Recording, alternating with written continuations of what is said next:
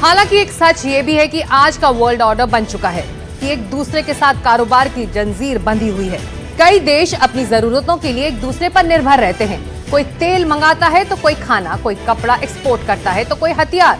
जहां तक कच्चे तेल का सवाल है तो अब इसे लेकर पक्की दुश्मनी की लकीर खिंचती दिखाई दे रही है, क्योंकि अब अमेरिका ने रूस पर सख्ती बरतना शुरू कर दिया है। डोनाल्ड ट्रंप जब किसी भी तरीके से रूस और यूक्रेन की वॉर नहीं रुकवा पाए तो लौटकर सैंक्शन वाले सिस्टम का सहारा लिया।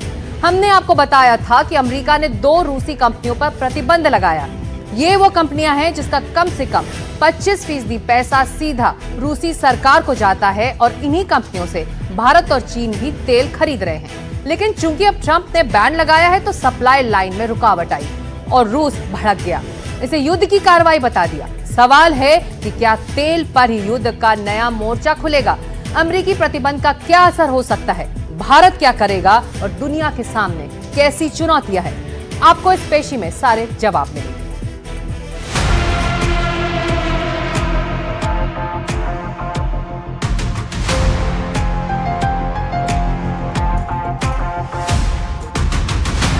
क्या तेल पर ही तीसरा विश्व युद्ध होगा?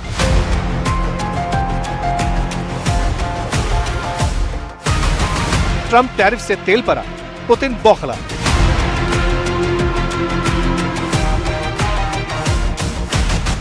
तेल से यूक्रेन जंग रुकेगी या महायुद्ध की आग भड़केगी?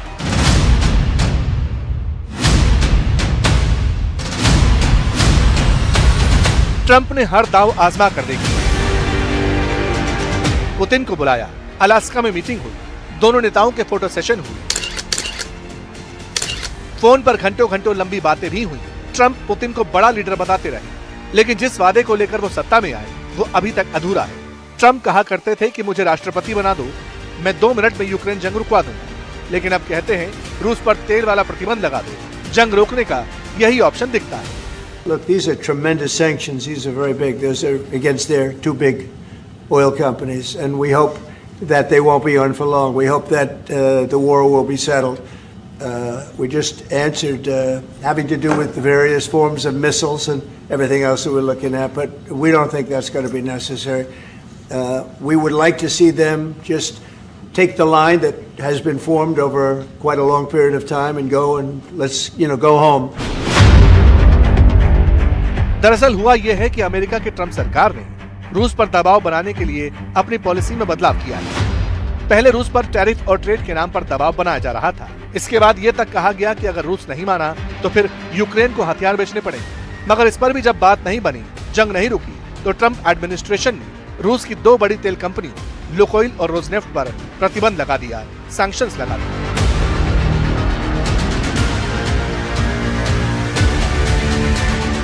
अब इन बयानों पर रूस की तरफ से 2 तरह का रिएक्शन आया।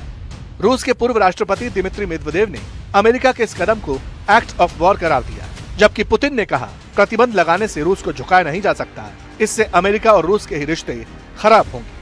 Это акт недружественный в отношении России, это очевидная вещь, и он не укрепляет российско-американские отношения, которые только-только начали восстанавливаться. Конечно, такими действиями администрация США наносит ущерб российско-американским отношениям.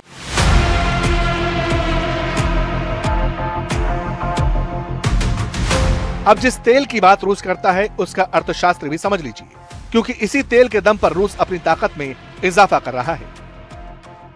दरअसल रूस जो कच्चा तेल बेच रहा है उसके सबसे बड़े खरीदार इस वक्त भारत और चीन है। भारत के कुल तेल आयात में रूस की करीब 34% हिस्सेदारी है। इसमें भी भारत रूस से जितना तेल खरीदता है उसमें उन 2 कंपनियों की 60% हिस्सेदारी है, जिस पर ट्रंप ने बैन लगाया। ब्लूमबर्ग की एक रिपोर्ट के मुताबिक भारतीय कंपनी ने सऊदी अरब के खफजी, इराक के बसरा मीडियम और कतर के अल शहीन जैसे कई ग्रेड के कच्चे तेल खरीदने की डील की है। इसके अलावा अमेरिका के WTI क्रूड का भी कुछ हिस्सा खरीदा गया है। ये तेल दिसंबर या जनवरी तक हिंदुस्तान में डिलीवर होने की उम्मीद है। वहीं रॉयटर्स की एक रिपोर्ट कहती है कि ट्रंप के रूसी कंपनियों पर बैन लगाने के बाद चीन की रिफाइनरी कंपनीज ने समुद्री मार्ग से रूसी तेल इंपोर्ट को रोक दिया है।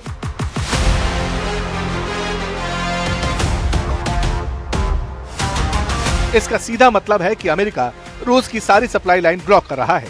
लेकिन दूसरी तरफ मिसाइलों की धमकी दी जा रही है। इस पर भी रूस ने कहा कि अगर हमारे खिलाफ मिसाइलें इस्तेमाल हो तो फिर दुनिया अंजाम भुगतने को तैयार रहेगी। Это, конечно, попытка оказать давление на Россию. Но ни одна уважающая себя страна и ни один уважающий себя народ никогда ничего не решает под давлением.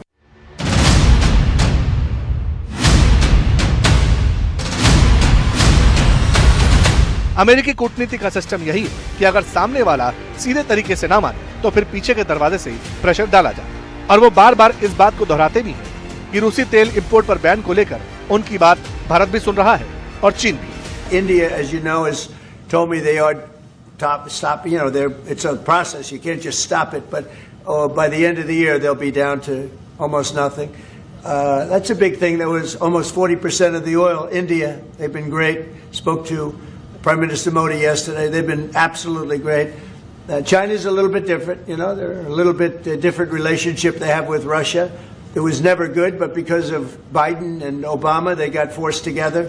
They should never have been forced together, but they're a little bit forced. But they're by nature, they're not. They can't be friendly. They can't be friendly. By nature, they can, I hope they are friendly, frankly, but they can't be. You should not have forced Russia and China together. And Biden did that, and Obama did that. They forced them together because of energy, because of oil, and so they are closer than they would normally be. I think I'll probably be talking about it. What I'll really be talking to them about is how do we end the war with Russia and Ukraine, whether it's through oil or energy or anything else. लेकिन बात फिलहाल भारत की नहीं, क्योंकि भारत तो अपनी राह खुद तलाशता आया है, आगे भी तलाश लेगा। लेकिन अगर रूस पर सैंक्शंस की मार पड़ने लगी, उसका सिस्टम डगमगाने लगा, तो फिर आगे क्या हो सकता है? क्या युद्ध को लेकर कोई बड़ा फैसला हो सकता है? क्या अमेरिका और रूस के बीच का टकराव कोल्ड वॉर से निकलकर डायरेक्ट कॉन्फ्रंटेशन तक पहुंच जाएगा? ये तो वक्त ही बताएगा।